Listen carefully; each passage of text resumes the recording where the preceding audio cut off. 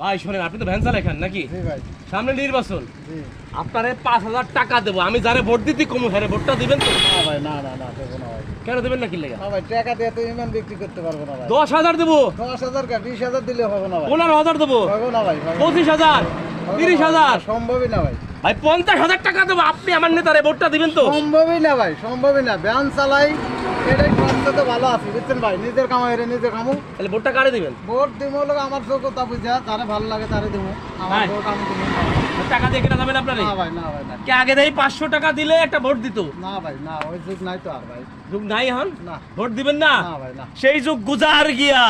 এখন আর 500 টাকায়, 5,000 টাকায়, 50,000 টাকায় ভোট কেনা যাবে না। এই দেখেন ভ্যান চালায় খায় এই লোক, ভ্যান চালায় খায়, তারপরও ভোট বিক্রি করবে না।